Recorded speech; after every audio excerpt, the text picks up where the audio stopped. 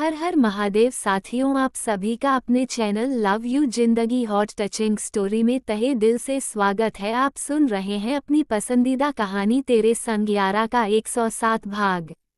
जिंदगी आसान नहीं होती, इस आसान बनाना पड़ता है, कभी अंदाज से तो कभी नजरअंदाज से। आज न जाने पलक ने कितने दिनों के बाद अपनी डायरी खोली तो सबसे पहले लिखी हुई लाइन पर उसकी नज़र गई थी और इस लाइन ने उसे न जाने के अतीत की गहराइयों में धकेलकर सोचने के लिए मजबूर कर दिया था। वैसे तो आज उसने कुछ लिखने के लिए डायरी खोली थी, लेकिन इस एक लाइन के आगे के शब्द बेमानी महसूस हो रहे थे, इसलिए उसने डायरी बंद कर दी और पेन वहीं पर रख दिया। पिछले कुछ सालों से तो जिंदगी सच में आसान नहीं रह गई थी। हर एक दिन एक नई परीक्षा, सीता के जैसी अग्नि परीक्षा, अपनी बेटी के अस्तित्व को साबित करने की परीक्षा। पलक ने एक गहरी सांस लेकर डायरी बंद कर दिया। मन के अंदर काफी कुछ भर गया था जो कि उसने डायरी में उतारने के लिए सोचा था, पर इतना आसान नहीं था अपने मन की भावनाओं को डायरी के पन्नों पर उतार देना। परीक्षित को जेल हो गई थी और इसी के साथ पलक और परीक्षित का डाइवोर्स केस भी कोर्ट में चल रहा था। प्रणव की बेगुनाही साबित हो जाने के बाद पलक और मुस्कान को अपनी जिंदगी में लाने की प्रणव की कोशिश जारी थी। मुस्कान तो पहले ही अपने पापा से काफी इम्प्रेस थी, पर अब तो धीरे धीरे सारा परिवार प्रणव के हक में गवाही दे रहा था। प्रथम जी, राजीव जी और दामिनी जी के साथ कभी कभी मुस्कान से मिलने चले आते थे तो कभी मुस्कान ही पूरा दिन वहां पर गुजार कर आती थी। बात घूम फिर कर डायरी में लिखी हुई इस लाइन के ऊपर ही आ गई थी। समझ में नहीं आ रहा था कि किन चीज़ों को नज़रअंदाज करके आगे बढ़े तो किन किन चीज़ों को अपने अंदाज से बदल डाले।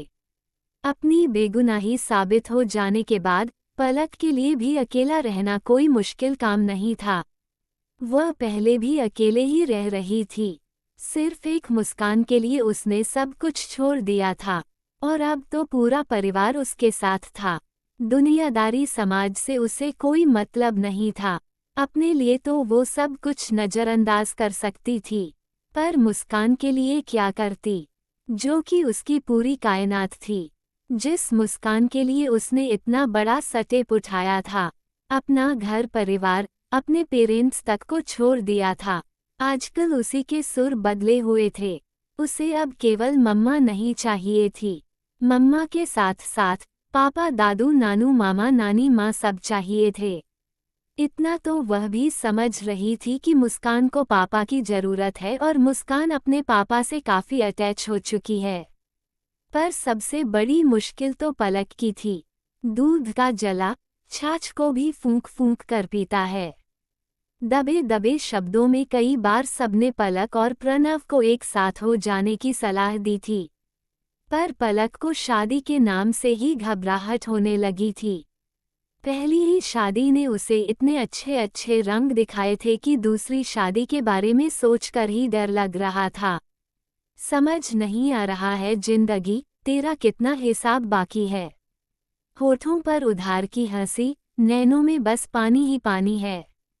दिल के अंदर घुटन सी भरने लगी थी तो उसने खिड़की के सामने खड़े होकर खिड़की खोल दी। ताजी ठंडी हवा के झोंके ने जब शरीर को छुआ तो तन के साथ साथ मन को भी छू गया। पलक में एक गहरी सांस लेकर इस ठंडी हवा को अपने अंदर तक उतार लेना चाहा ताकि इससे उसके दिल का बोझ कम हो सके।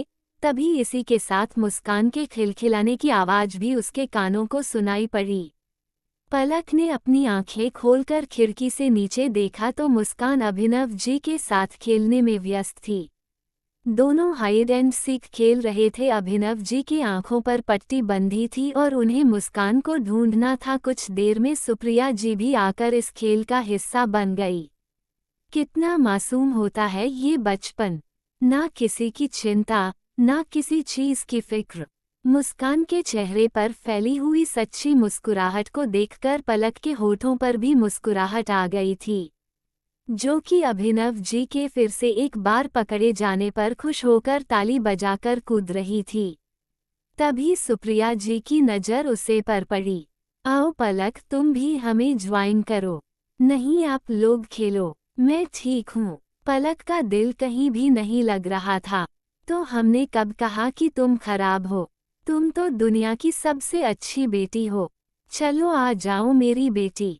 इन लोगों की तरफ से नहीं, अपने पापा की पार्टी से चली आओ। अभिनव जी ने कहा। कभी कभी बेटी के चेहरे पर फैली हुई उदासी उनका दिल चीर के रख देती थी। वह अपनी हर कोशिश करते थे कि पलक पहले की तरह हंसती खेल खिलाती खुश रहे।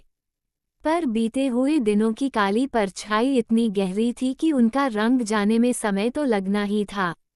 आओ ना मम्मा, देखो तो नानू कितनी बार चोर बन चुके हैं। इनसे तो मुस्कान पकड़ में ही नहीं आ रही। पलक का नाम सुनकर मुस्कान ने भी उसे तरफ देखा और अपनी मम्मी को देखकर बुला लिया। आजा बेटा, वरना अपनी यह गुड़िया आज मुझे थका कर ही मानेगी। अभिनव जी ने भी आंखों से पट्टी उतारते हुए कहा। आ रही हूँ। अपने दिल के सारे सोचों को किनारे करते हुए पलक भी इस खेल का हिस्सा बनने के लिए चली आई। नानू, चीटिंग मत कीजिएगा, आप चोर हैं, मुस्कान ने कहा। क्या बोली तुम? पलक ने अपनी आंखें छोटी करके मुस्कान से पूछा। भला उसके सामने उसके पापा को कोई चोर कह सकता था? मुस्कान ने अपनी जीभ दांतों तले दबाई और दोनों कानों को दोनों हाथों से पकड़कर क्यूट सा फेस बनाया। मैं वह खेल वाला चोर बोल रही हूँ। समझा करो मम्मा, नानू चोर बने हैं और इन्हें हमें पकड़ना है। पर नानू बार बार हार जा रहे हैं। उद्धरण चिन्ह। अच्छा। पलक ने बनावटी हैरानी से मुस्कान की तरफ देखा और अभिनव जी का हाथ पकड़ लिया। मेरे पापा को कभी भी कोई किसी गेम में नहीं हरा सकता, समझ में आ गई ना बात? अरे जाओ जाओ पापा की चमची, तुम्हारे पापा इस बार थर्ड टाइम चोर बने हैं। क्यों मुस्कान? सुप्रिया जी ने दोनों बाप बेटी के मजे लेते हुए नाक पर से मक्खी उड़ाई। हाँ, वह तो बस आपको और मुस्कान को जीताने के लिए पापा चोर बना रहे हैं। पलक ने अभिनव जी की तरफ देखते हुए कहा। अभिनव जी मुस्कुरा दिए। नहीं नहीं मम्मा, नानू सच में हम लोगों को पकड़ नहीं पा रहे। मुस्कान भला इतनी जल्दी हार कैसे मान लेती? आखिर वह भी तो थी पालक की ही बेटी। तुम बीते भर की छोकरी। रुको, अब की बार मैं तुम्हें पकड़ती हूँ और इस बार पक्का तुम चोर बनोगी। पापा की जगह मेरी आंखों पर पट्टी बंधेगी। भला पलक अपने पापा को कैसे हारने दे सकती थी? उसने अभिनव जी के हाथों से पट्टी लेकर अपने आंखों पर बांध ली। देखो मम्मा, चीटिंग मत करना, ठीक ना? अपनी साइड मजबूत करने के लिए एक दूसरे को थम्स अप दिखाते हुए मुस्कान ने सुप्रिया जी की तरफ देखा और फिर पलक से कहा। मैं चीटिंग नहीं करती, पलक ने पट्टी पर गांठ लगाते हुए कहा। हाँ हाँ, चीटिंग नहीं करती। तुम दोनों बाप बेटी जितना शरीफ तो कोई है ही नहीं। सुप्रिया जी और मुस्कान ने एक दूसरे की तरफ देखा। नानी माँ, हम लोग थोड़ा छुप जाते हैं, नहीं तो मम्मी हमें जल्दी ही ढूंढ लेगी। उद्धरण चिन्ह। चलो चलो। सुप्रिया जी भी मुस्कान की बातों से सहमत थी। खेल शुरू हो गया था। नीचे गार्डन में खेल हो रहा था। अभिनव जी साइड लगे हुए चेयर पर बैठने के लिए चले गए। अब गार्डन में मुस्कान सुप्रिया जी और पलक की ही खेल रही थी। मुस्कान ने आज पलक को अच्छा छकाया था। पहले तो जब भी माँ बेटी में खेल होती थी तो एक कमरे के अंदर होती थी तो पलक जल्दी ही मुस्कान को ढूंढ लेती थी। पर आज तो मुस्कान को छुपने के लिए भगाने के लिए अच्छी खासी जगह मिली थी। पलक जब तक वहां पहुंचती मुस्कान तेजी से खिलखिलाते हुए वहां से दूर हो जाती थी। अभिनव जी चेयर पर बैठे बैठे गेम देख रहे थे। तभी उनका एक फोन आया तो वह बाहर निकल गए और ठीक इसी समय पलक ने किसी को पकड़ लिया। पर हैरानी की बात थी कि जो पकड़ा गया था उसने कुछ नहीं कहा। कुछ भी कहने के लिए उसकी खामोशियां ही काफी थी। यह एक जाना पहचाना एहसास था जिसने हक से पलक के दिल की धड़कन रोक दी थी। कौन कहता है खामोशियां खामोश होती हैं? कभी खामोशियों को खामोशी से सुनो। खामोशियाँ वो कह देंगी जिनकी लफ्ज़ों में तलाश होती है। कौन हो सकता है ये जानने के लिए निश्चित सुने अगला एपिसोड।